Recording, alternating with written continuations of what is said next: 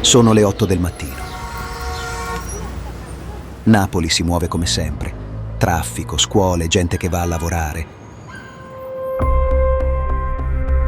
Il Vesuvio è lì, sullo sfondo, come ogni giorno, e proprio per questo è pericoloso, perché ci siamo abituati.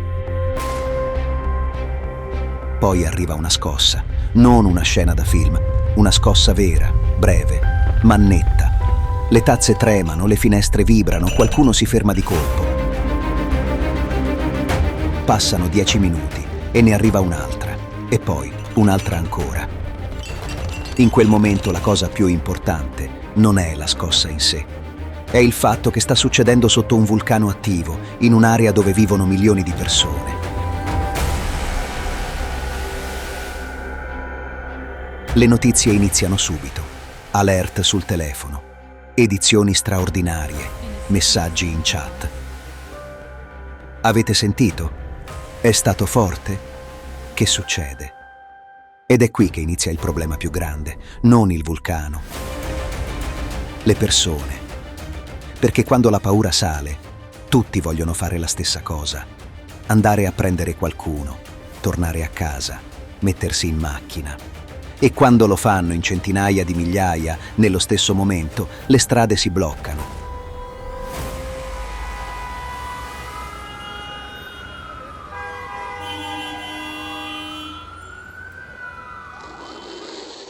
Le scosse continuano. Gli esperti parlano di aumento dell'attività, di segnali che cambiano, di pressione nel sistema. Non significa che sta per esplodere tra 10 minuti. Significa che il vulcano non è stabile. E se non è stabile, ogni ora può essere diversa dalla precedente. A questo punto parte la fase che nessuno vuole vedere: l'eruzione.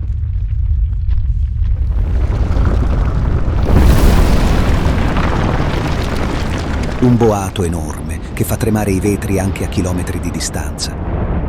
Per un istante sembra un tuono, ma non passa. Arriva un secondo boato, poi un terzo, come colpi sparati uno dopo l'altro.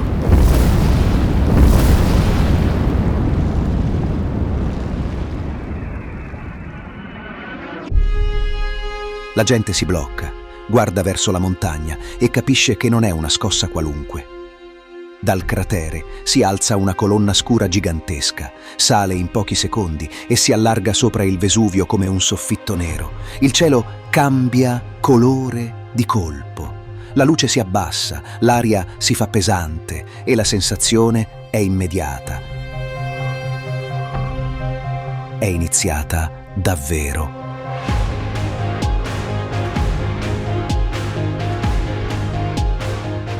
Inizia la pioggia di lapilli, non cenere leggera, pezzi caldi che rimbalzano sui tetti, sulle auto, sui balconi. Ticchettano, crepitano, rompono parabrezza, intasano grondaie. Chi è fuori corre a ripararsi e capisce che non è più il momento di guardare, è il momento di scappare.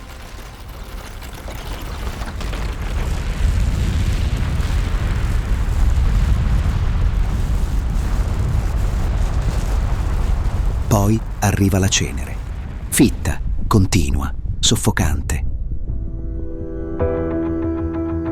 Le strade cambiano consistenza, diventano scivolose, sporche, grigie. La visibilità crolla, i fari delle auto illuminano solo un muro di particelle. Guidare diventa pericoloso, respirare diventa difficile. Le persone tossiscono, gli occhi bruciano, la gola si chiude. Anche chi ha una mascherina improvvisata capisce che non basta. La cenere entra dappertutto, nelle case, negli impianti, nelle auto, nei filtri. È roccia frantumata, abrasiva, non perdona. E mentre tutto questo succede, la città si blocca, le auto si fermano una dietro l'altra, i motorini spariscono.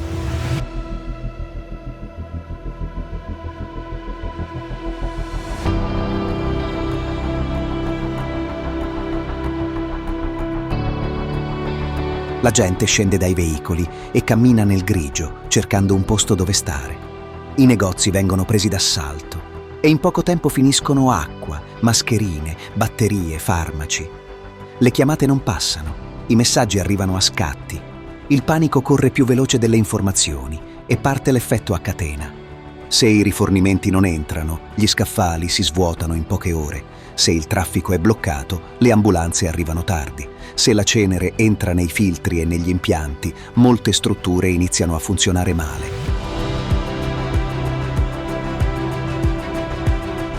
Non è un blackout totale immediato, è un effetto domino. Un problema ne crea un altro. Adesso pensa a una cosa semplice: i tetti. La cenere si accumula senza pausa, strato dopo strato. Se resta asciutta è già un problema. Se arriva la pioggia diventa un peso enorme. Un carico che schiaccia. I tetti più deboli iniziano a cedere. Capannoni, strutture leggere, edifici vecchi. E quando cede un tetto non è solo un danno. È persone intrappolate, soccorsi più lenti, caos che aumenta.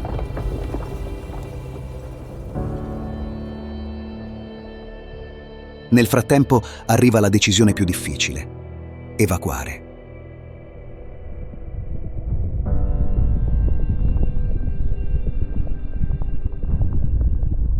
Evacuare non vuol dire uscire di casa.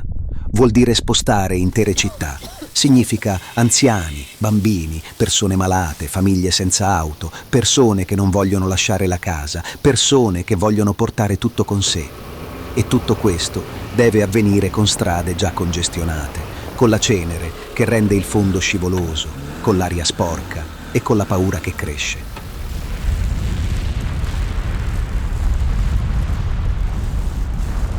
E qui faccio una distinzione fondamentale, perché non tutti sono esposti allo stesso modo. Più ti avvicini al vulcano, più aumentano i rischi immediati. Non è solo più cenere, è un altro tipo di pericolo. Il pericolo più letale sono le correnti piroclastiche.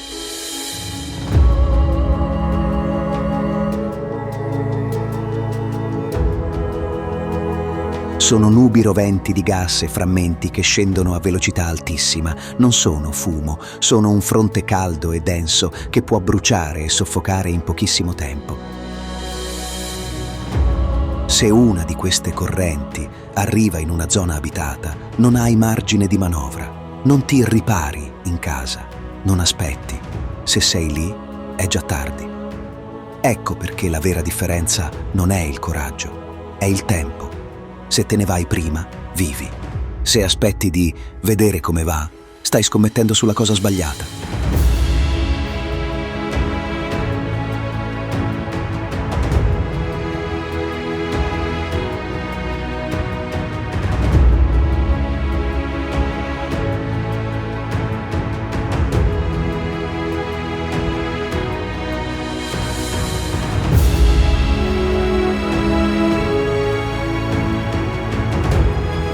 E adesso parliamo di un errore comune.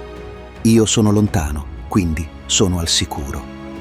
Non sempre, perché la cenere viaggia. Dipende dal vento, dall'altezza della colonna eruttiva, dalla durata dell'evento. Può colpire aree molto più estese di quanto immagini, e anche dove non c'è pericolo di correnti piroclastiche, la cenere può bloccare una città. Le strade diventano lente. I filtri dei veicoli si intasano, i tombini si riempiono, le fogne fanno fatica, le pompe si bloccano, i mezzi di soccorso impiegano di più ad arrivare.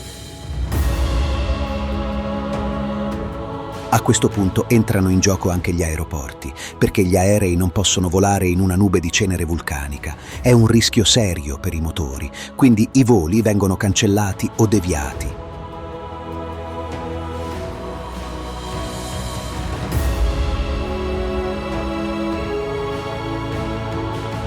E questo non riguarda solo Napoli, riguarda rotte, scali, coincidenze, trasporti di merci.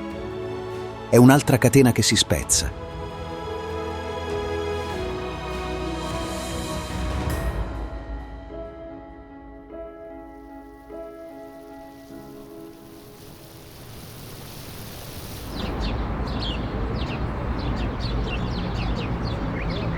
Pompei è lì per questo. non come storia lontana, ma come avvertimento. Nel 79 d.C. molte persone non capirono subito. Alcuni rimasero, alcuni scapparono tardi, alcuni tornarono indietro e in un'eruzione anche rimandare di poco può essere fatale.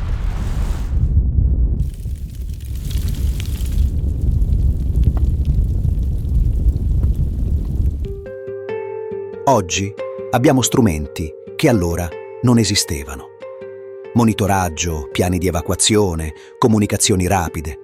Ma oggi abbiamo anche un problema enorme: la densità di popolazione. Oggi, intorno al Vesuvio, non c'è una singola città. C'è un'area urbanizzata continua, case, palazzi, strade, industrie. Significa che spostare le persone è immensamente più complesso. Significa che un blocco locale diventa subito un blocco regionale. E dopo le prime ore, quando la paura non è più un'idea ma una realtà, inizia la fase più dura. Quella che non si vede bene nei video virali ma che cambia tutto. Pulire la cenere non è spazzare, è un lavoro enorme, serve personale, mezzi, tempo. Le strade devono essere liberate, i tetti controllati, le reti elettriche verificate, le centraline ripulite, gli impianti di ventilazione controllati. Se non lo fai, rischi guasti continui. Gli ospedali devono proteggere chi respira male. I bambini e gli anziani sono più fragili. Chi ha asma o problemi respiratori può peggiorare. E se l'aria resta sporca per giorni, aumenta la pressione su tutto il sistema sanitario. Anche l'acqua può diventare un problema se la cenere finisce nei sistemi di raccolta o se si intasano i filtri. Non vuol dire che finisce l'acqua per tutti, ma vuol dire che la gestione diventa più fragile e quando un servizio diventa fragile basta poco per creare caos.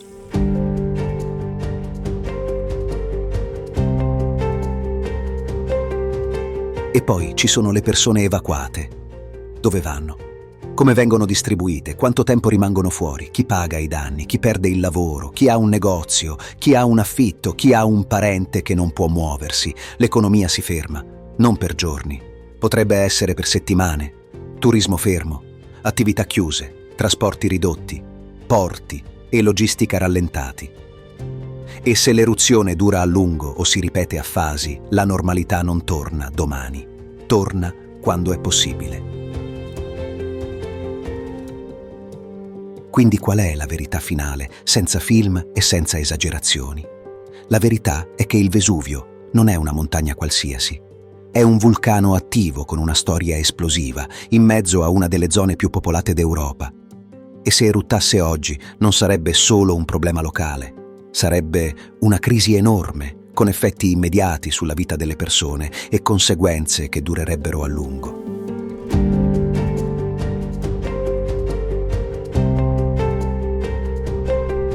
Ma c'è anche un'altra verità, e questa è importante.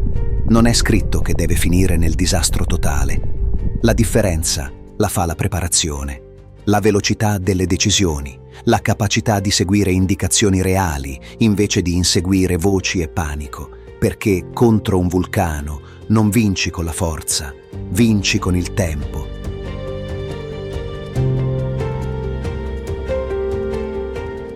E allora, la prossima volta che vedi il Vesuvio sullo sfondo, ricordati questo: non è un monumento, è un rischio reale, anche quando sembra tranquillo. E la storia, in quella zona, non è una cosa lontana, è una cosa che può ricominciare.